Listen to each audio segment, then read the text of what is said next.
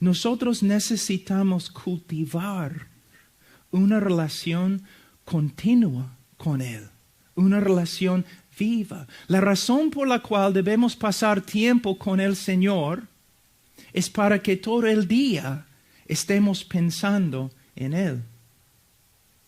Necesitamos aprender cómo cultivar la presencia del Señor, cómo orar sin cesar, pero solamente podemos cultivar una disciplina por medio de orar en tiempos definidos cada día. A veces cuando hablo con los pastores son muy... ellos saben cómo hablar para evitar la pregunta.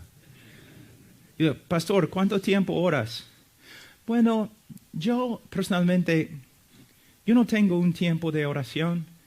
Simplemente oro todo el día. Y yo digo, no es verdad. No es verdad. Tú no lo haces. ¿Cómo sabes? Porque la capacidad de caminar con el Señor todo el día y orar sin cesar, esta capacidad se desarrolla en tiempo privado con el Señor, en un tiempo definido. Aprendemos cómo orar sin cesar por medio de tiempos fijos de oración. Hermanos, es verdad. Es verdad, hermanos. Todos dicen que Spurgeon era quizás el mejor predicador desde los apóstoles. Bueno, es uno de ellos, es cierto. Y sabe que un día, cuando todos los hombres que han escrito las biografías de Spurgeon lleguen al cielo, yo creo que Spurgeon les va a dar duro. Porque mayormente en las biografías, ¿sabe lo que yo he escuchado?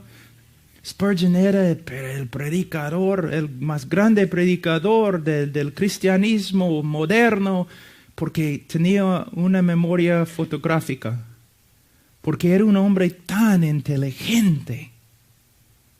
Hermano, Spurgeon era un hombre de oración. Spurgeon dijo, yo tengo la cita, Spurgeon dijo, sería mejor para él enseñar solamente a un hombre cómo orar que enseñar 10 hombres cómo predicar. Él puede decir eso. ¿Por qué? Porque él creía en la indispensabilidad de la predicación y el estudio. Pero él estaba enfatizando una verdad muy importante, la oración. A.M. Bounds, él oró de 4 en la mañana a 8 en la mañana. Los muchos años de su ministerio. Jorge Müller, el apóstol Pablo, o si queremos, podemos ir al libro de Lucas y podemos ver la vida de oración de nuestro Señor Jesucristo. Muchos dicen que si pudieran escoger un momento en la vida de Jesús para ver, ¿no? Ellos dicen, yo escogería ver a Jesús predicando el sermón del monte o sanando a los enfermos. Si yo pudiera ver, si yo pudiera estar presente para ver algo en la vida de Jesús, me gustaría estar con Él cuando estaba orando. Wow. ¿Sabe qué? ¿No es interesante que ningún discípulo llegó a Jesús preguntando, enséñame a predicar? Ninguno dijo, enséñame a echar fuera demonios. Ninguno dijo, enséñame cómo caminar sobre el agua. Ninguno dijo, enséñame cómo resucitar a los muertos. Pero los discípulos se acercaron a él y le pidieron, enséñanos a orar. Pastor, tengo una pregunta.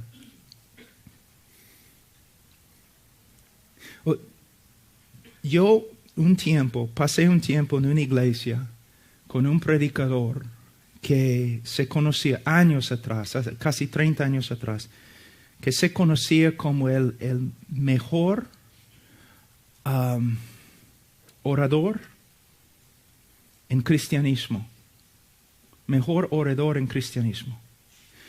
Y yo, cada vez que después de cada sermón, yo me sentaba allí en la banca, triste, con mi cabeza en mis manos así, pensando, nunca voy a ser tan inteligente como ese hombre. Nunca voy a ser tan elocuente como ese hombre. Nunca voy a poder leer tantos libros como este hombre. Pero un día, otro predicador llegó. Y el hombre no era elocuente. Era un hombre que había leído bastante, pero no como el otro predicador. Y subió al púlpito y empezó a predicar. Y cuando terminó a predicar, yo estaba sentado ahí en la banca y yo estaba diciendo, ay caramba, me gustaría ser santo como Él. Me gustaría orar como Él. Me gustaría conocer a Dios como Él conoce a Dios.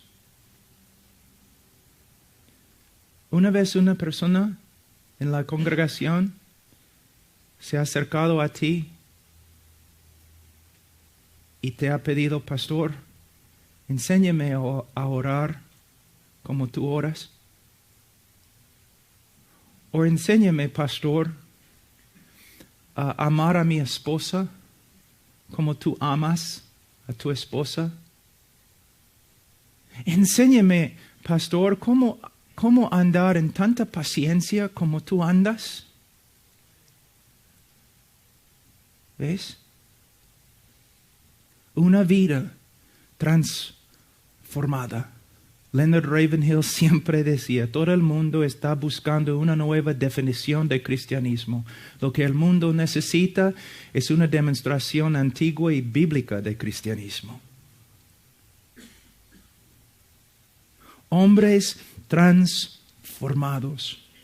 Ahora, hemos hablado un poco acerca de la palabra de Dios, pero quisiera un ratito ir a Efesios. Y especialmente para algunos alumnos quizás que están acá. Capítulo 1. Como les dije, yo creo que los primeros capítulos de Efesios contienen la doctrina más profunda en todas las Escrituras. Pero en medio de estos 3 capítulos, ¿qué encontramos? 2 oraciones. Pablo recibía las doctrinas, su enseñanza del Señor. Pablo vivía las doctrinas y Pablo comunicaba las doctrinas.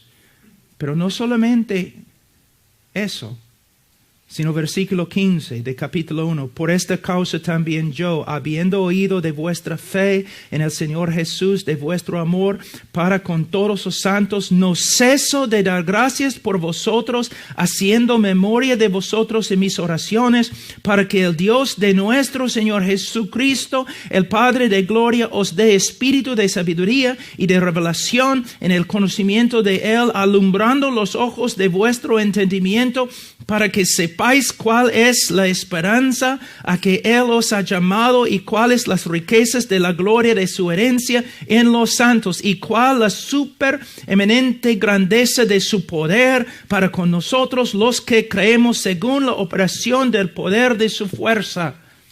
Entonces, ¿qué podemos ver? Pablo no solamente enseñaba correctamente, Pablo oraba por los que estaban recibiendo sus enseñanzas, sabiendo que sin la obra del Espíritu Santo, nadie va a entender como debe entender. Hay muchos jóvenes que ellos aprenden cómo hacer la hermenéutica y lo hacen mejor que yo.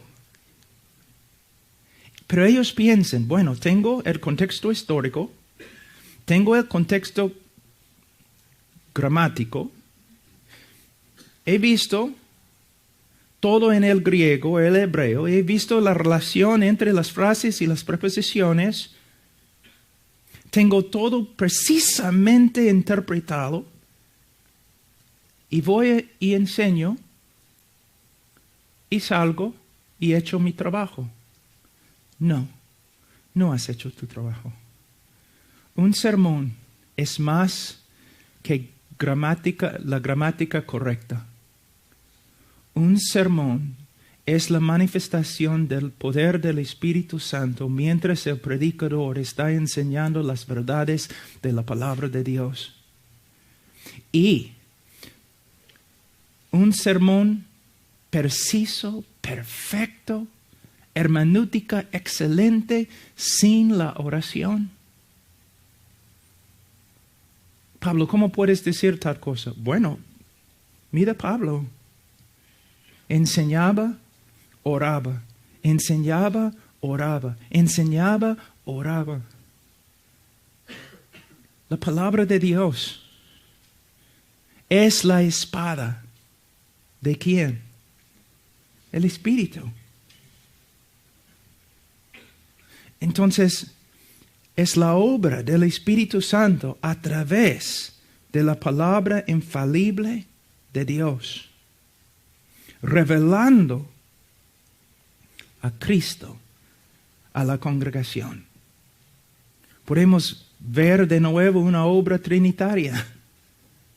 El Padre, el Hijo, el Espíritu Santo. Todos obrando a través del predicador mientras Él predica la palabra de Dios.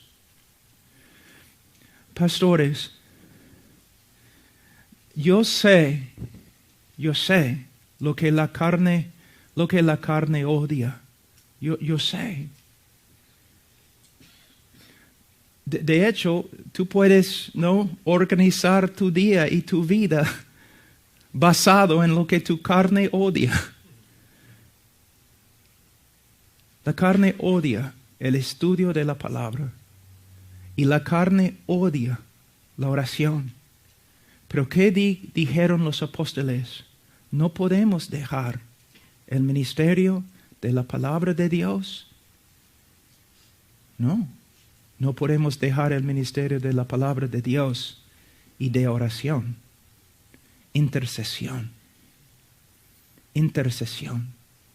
Y un hombre que tiene el don de predicar y sabe hacer la hermenéutica perfectamente, pero no ora, también está en peligro de llegar a ser un hombre muy orgulloso.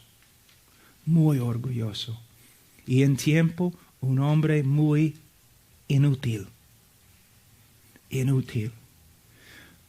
Pastores, yo sé que es difícil a veces orar, levantarnos muy de mañana como Jesús en el libro de Marcos. Pero yo te digo algo.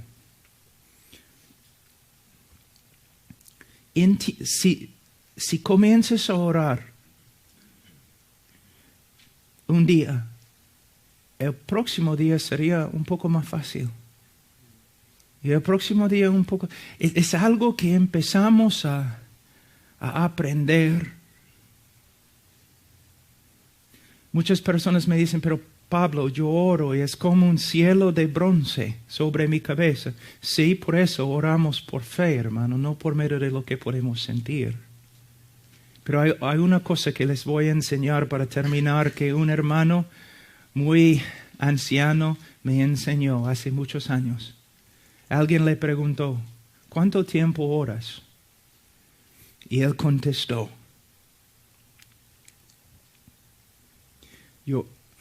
Señor, ayúdame a traducir esto en español.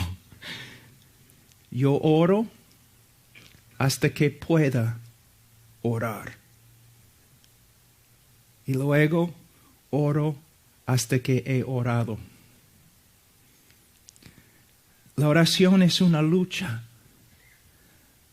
A veces nos ponemos de rodillas y es difícil. Pero seguimos con tenacidad. Porque sabemos que es necesario entrar en su presencia. Es necesario entrar allí. Es necesario luchar, pelear, hasta que sepamos que de verdad estamos orando y que Él de verdad está escuchando. Hombres de oración. Y en la oración, y por medio de la oración, Dios puede llegar a ser tan real. Tan real. Mi vida cristiana se basa en el hecho que Dios ha dicho, Cristo ha dicho, yo estoy contigo, nunca te voy a dejar. Pero a la vez, un predicador, en su vida, la presencia de Dios puede llegar a ser tan real que él sabe que Dios está con él. No solamente por causa de la promesa, sino porque Dios ha llegado a ser una realidad constante en su vida. Este libro es la palabra de Dios y toda nuestra vida debe basarse en ella. Pero la vida cristiana es más que un libro. Es la presencia, la vida y el poder de Dios, de un Dios que todavía vive y actúa poderosamente en su pueblo y en su predicador. Hermanos, tienen que cultivar su relación con Él. Y esta relación y todos tus pensamientos y tus actos tienen que basarse en este libro. Estas verdades escritas por el Espíritu Santo. Pero a la vez, ustedes tienen que pasar tiempo de rodillas ante Él hasta que su realidad llegue a ser la realidad más grande en tu vida.